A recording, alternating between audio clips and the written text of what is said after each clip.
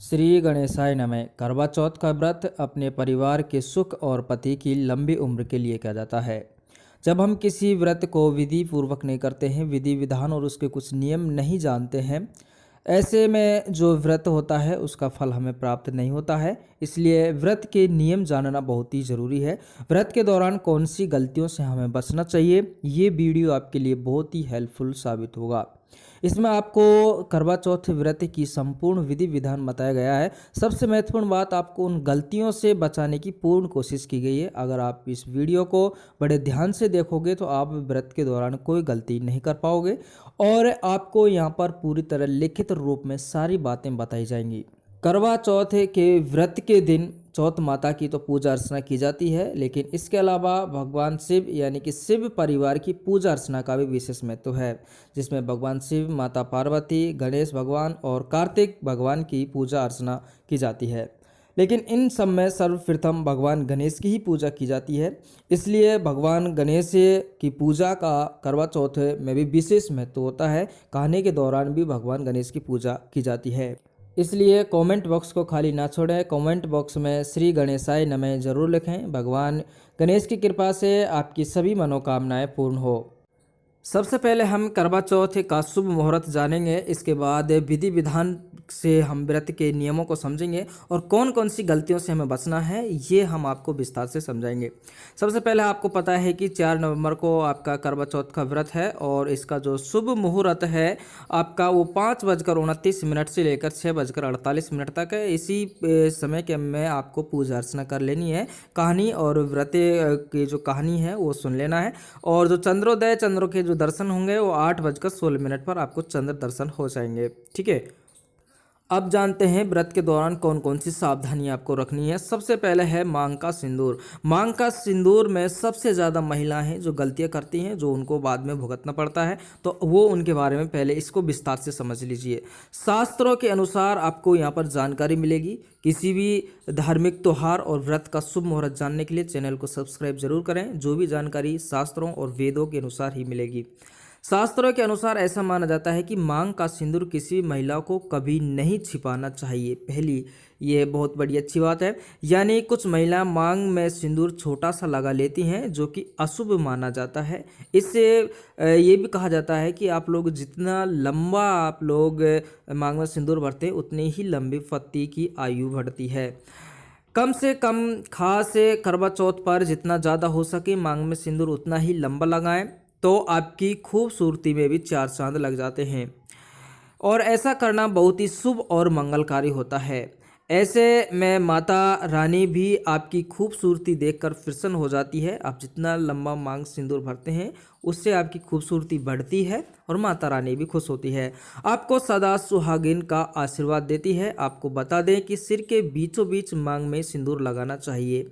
ये भी आजकल फैशन बना हुआ है, तो ये जो फैशन है इसको छोड़ें और विधि विधान जो है उसी में कह सकते हैं अपन आपको माता रानी की खूबसूरती से जो आशीर्वाद मिलता है सुहागिन होने का, बहुत कुछ होता है उससे आपके लिए।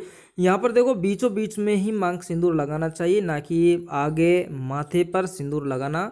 और या कम से कम करवा चौथ पर तो ऐसा ना करें। बहुत से क्या है ना कि आधे माथे पर ही सिंदूर लगाते हैं, जो कि आगे के जो माथा है केवल उसी में सिंदूर लगाते हैं। पूरा सिंदूर हमें लगाना चाहिए, तो इसका आप लोग विशेष ध्यान देना है सबसे पहले मांग के सिंदूर पर। ठीक है, हालांकि आप करवा चौथ के दिन 16 श्रृंगार करती हैं, तो वो भी आपको पूर्ण विस्तार से करना चाहिए। आगे की हम बात करते हैं, आगे हमें क्या करना चाहिए। यदि आप चाहते हैं कि करवा चौथ व्रत और पूजा का फल आपको पूर्ण मिले, तो इस दिन भूल कर भी उजले मतलब होता है भूरा, यानी कि सफ़ेद, भूरे या काले रंग के कपड़े ना पहने। क्यों नहीं पहनने चाहिए, इसके बारे में आगे हम विस्तार से बताएंगे।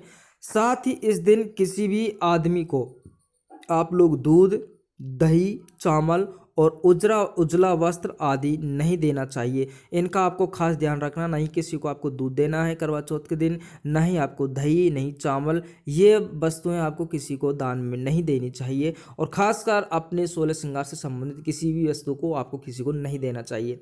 वैसे तो सभी दिन आप अपनों से बड़ों का सम्मान और आशीर्वाद लेना चाहिए, लेकिन खासकर इस दिन अपने से बड़ों का अपमान नहीं करना चाहिए बल्कि उनका आशीर्वाद लेना चाहिए। वैसे तो सभी महिलाएं बड़ों का सम्मान करती हैं, लेकिन फिर भी इस दिन तो खासकर आपको पूरी तरह सम्मान करना चाहिए। अपमानजनक बातें बड़ों के सामने बिल्कुल भी नहीं करनी चाहिए, बल्कि उनका आशीर्वाद प्राप्त करने की कोशिश करनी चाहिए।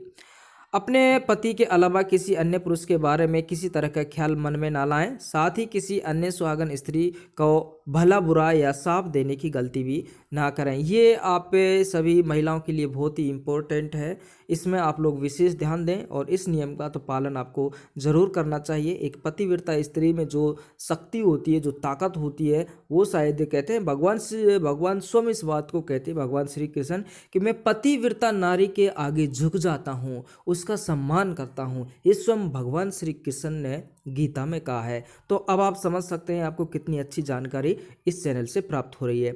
आगे हम बात करते हैं कि हमें कि कौन से रंग का कपड़ा क्यों नहीं पहनना चाहिए, ये भी हमें विस्तार से समझ लेना चाहिए। आप यदि काट कर वीडियो देखा है तो कुछ समझ नहीं आएगा, विस्तार से देख रहे हैं तो आपको सब कुछ समझ आएगा। करवा चौथ के दिन शादीशुदा महिलाओं को काले रंग के कपड़े बिल्कुल भी नहीं पहनना चाहिए, क्योंकि काला रंग पहनना इस दिन अशुभ माना जाता है। शास्त्रों के अनुसार काले रंग के कपड़े पूजा और व्रत पहनने पाबंदी लगाई गई है। शास्त्रों में काले रंग के कपड़ों को पूजा और व्रत के दौरान नहीं पहनना चाहिए, इसलिए करवा चौथ पर शादीशुदा महिलाओं को काले रंग के कपड़े गलती से भी नहीं पहनने चाहिए। तो ये आपके लिए क्यों नहीं पहनना चाहिए, क्योंकि शास्त्रों में इसको बिल्कुल अशुभ माना है, और खासकर पूजा और व्रत के दौरान। दूसरा है वाइट, यानी कि सफ़ेद रंग। किसी भी सुहागन को सफ़ेद रंग पहनने की मनाही रहती है। वैसे भी आप जानते हैं जो सफ़ेद वस्त्र होता है, सफ़ेद दो कपड़े होते हैं, वो कौन सी महिला को होते हैं ये आप लोग जानते हैं, जिनको अपन विधवा कहते हैं, वीडो। वैसे तो सफ़ेद शांति और सौम्यता का प्रतीक है, लेकिन इस रंग का प्रयोग सुहाग के लिए रखे जाने वाले व्रत और श्रृंगार के पर्व पर वर्जित माना जाता है। सुहाग के लिए अगर हम व्रत रख रहे हैं तो उसमें सफ़ेद वस्त्र पहनना बिल्कुल भी यानी कि नहीं पहनना चाहिए, बिल्कुल वर्जित है।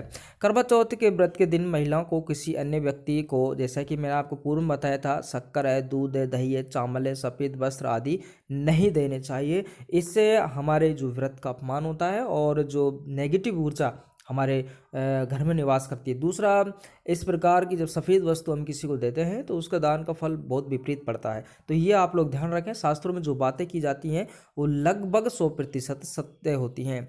दूसरा, ब्लू रंग का, नीले रंग का कपड़ा भी बहुत जगह इसका पाबंद है, यानी कि लगा हुआ, कहाँ कहाँ नहीं पहनते हैं। वैसे मैं आपको बता देता हूँ, 2 राज्य, एक उत्तर प्रदेश और राजस्थान के कुछ जगहों पर ब्लू रंग अशुभ माना जाता है।